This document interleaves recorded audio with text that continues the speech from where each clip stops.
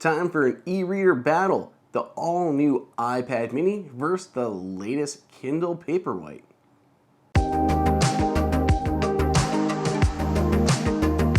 Welcome everyone. Welcome to AppleInsider. It is Andrew here, and I am comparing the latest generation Apple iPad mini, boom, against the latest generation just released Kindle Paperwhite. So let's go ahead and basically battle these guys out for the superior ebook reader. It's probably best that we start off with some basic spec comparisons. Amazon has just updated the Kindle, bringing along several new features. The new latest generation Kindle features a 6.8-inch display, up from 6 inches in the model before version. It's done things like reduce the bezels, though it still has a sizable chin there towards the bottom. Has a pixel density of 300 ppi on its e-ink display, and has 16 levels of gray to bring you text and grayscale images. iPad mini, on the other hand, has an 8.3-inch display and measures in at 2266 by 1488, which gives it a pixel density of 326, slightly higher than that of the Kindle Paperwhite. iPad mini supports True Tone as well as Night Shift on the display, in part to help make the display more comfortable on your eyes. It will adapt these features based on the time of day as well as the surrounding light around you so that it looks most natural. The new lights on the latest generation Kindle Paperwhite also have a temperature built into them, so you can adjust it warmer, cooler based on where you are, time of day, all of that stuff. If you go for the Kindle Paperwhite Signature Edition, which is probably a closer comparison to the latest generation iPad mini, that has an auto-adjusting light, so you don't have to worry about adjusting that.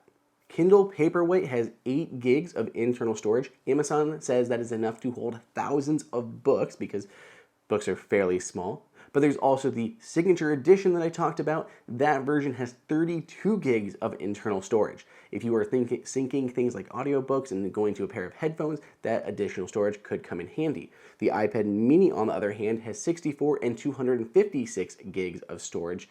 Both those are options available. The Kindle can connect over Wi-Fi and Bluetooth. The iPad mini has Wi-Fi and Bluetooth as well, but there's also a 5G option if you want a cellular option to make sure you can download books from anywhere. Both devices power up over USB-C. The Signature Edition of Kindle can charge via Qi wireless charging if you choose to go that way. Both of these devices support Bluetooth to headphones to listen to audio, but the iPad does have built-in speakers, which makes it better for listening to audio over speakers or watching movies and TV shows. For battery life, iPad mini is rated for about 10 hours of use time, whereas the Kindle, with its ultra-low refresh rate e-ink display, can get up to 35 hours of actual usage time, which ends up to be about 10 weeks of total charge. Finally, when it comes to water resistance, the Kindle has an IPX8 water resistance rating, which means it can be a little bit better if you're watching or reading poolside, whereas the iPad mini doesn't have any resistance rating to speak of. For any Kindle comparison, the biggest and most important thing to compare is how each device handles the reading experience. And it goes without saying that this is where the Kindle excels. Kindle delivers an amazing experience when it comes to reading. It has a lot going for it. Amazon has streamlined the entire process in a way that's almost as magical as Apple's. I mean, once you get a Kindle, you turn it on, it knows who you are. It's able to tie your order into your Amazon account, and when you connect it, it even then will go a step further and connect to your Wi-Fi. Somehow it knew my Wi-Fi network, whether it was from the Amazon app or through my eReader routers that Amazon also owns. It makes it just seamless to authenticate yourself with a phone number that it as well already knows, and can immediately allow you to start buying books and audiobooks right on your Kindle. Everything about the Kindle has been optimized to enhance the reading experience.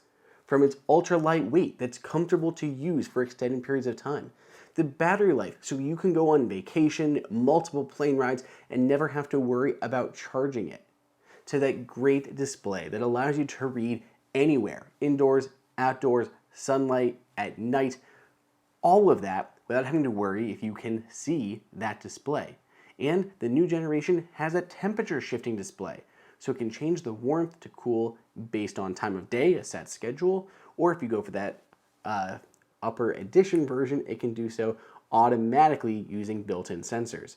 Just everything about this has been tailored to that reading experience.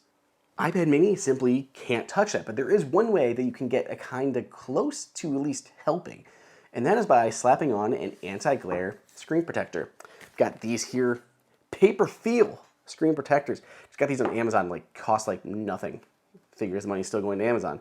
But these things, super cheap, easily go on your iPad mini, and they can reduce the glare by a ton. Look at how much glare can be reduced just by applying the screen protector to the device. It's not going to make the brightness brighter, it's not going to cut out some of those other problems, but it makes it more readable than it was before. So if your primary function is using the iPad mini for reading, putting on an anti-glare screen protector can make a big difference. The Kindle app is available on iPad mini and has nearly all of the features of the Kindle Paperwhite itself within the Kindle or Audible apps. You can do pretty much everything. So it has pretty much feature parity with the Kindle, but you have more options on top of that. You aren't limited to just Kindle, Audible, Amazon services. You can go and use Apple Books or Google Play Books or Nook or Radish. A ton of textbooks out there that you can even annotate using your finger or the Apple Pencil too. You have a ton more options when it comes to where you're getting your content from. One of my favorite content sources is even Apple News. There are free versions, but with the paid Apple News Plus, you can get periodicals, magazines, newspapers delivered right there to the app and updated constantly. Plus, with the cellular connection, you can get this stuff with you wherever you are. So while you are on vacation, you can continually get new magazines, new newspapers, and more content to read without having to worry about any Wi-Fi connection. There are 3 downsides to using an iPad mini as an e-reader. First is the battery life. Battery life is not nearly as good on the iPad mini as it is on the Kindle. With an e-ink display and that low refresh rate, Kindle Paperwhite is able to last up to 35 weeks on a single charge. It's mind-blowing. You never have to charge it. But on iPad mini, you're going to have to charge it much more frequently. As long as you are okay charging the device, this isn't a huge downfall. But for some, this could be a deal breaker. The second reason is the display. The gorgeous display on iPad mini is amazing for so many things, but for reading, it can sometimes be less than ideal. There can be blue light that can make it harder for you to fall asleep at night, and it doesn't have nearly the brightness or contrast to be outside in the sun. The matte display and high contrast ratio of the Kindle Paperwhite is easily superior here. But by putting on an anti-glare screen protector, you can improve the reflectivity of the iPad mini. I did put one on here, and it for sure has made a difference. It diffuses the light more and allows me to read in more situations that would otherwise be a little bit harsher. iPad mini does help with some of the issues on the display by supporting things like True Tone and Night Shift that I'd already talked about, and those do make it a little bit easier on the eyes, but it's still an LED display versus the e-ink display of the Kindle. Deciding between these two devices is not always going to be an easy choice. But I can tell you clearly and confidently, if you just want an e-reader and you are okay buying through Amazon for all of your books and audiobooks, get the Kindle. It is much cheaper than the iPad, and it does a better job at being an e-reader. But if you pay more for iPad mini, roughly a $300 difference from the Signature Edition, Definitive Edition of the Kindle Paperwhite, you get a much more well-rounded device. Yeah, you get an excellent e-reader that has all the features of the Kindle app, but you get much more. You get the additional news sources through Apple News. You have all of the different apps for reading books and buying content where you can shop around and find best prices and books that aren't available through competing platforms. You also get a more rounded entertainment device. Play games. App Store has a ton of games available, or you can go through Apple Arcade, play with the device itself, or attach a controller. Or if you just want to watch some content, there's Apple TV Plus and pretty much every streaming service you can imagine in the App Store. So watch movies, watch TV shows, watch YouTube, use the built-in speakers. There's a ton more that the iPad mini can do than the Kindle. And that's where that $300 price difference comes in. The Kindle is an affordable device that is great at what it does. But if you want a little bit more, you're gonna have to spend a little more.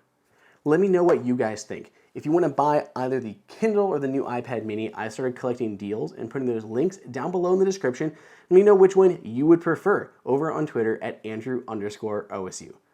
Otherwise, I'll see you guys next time.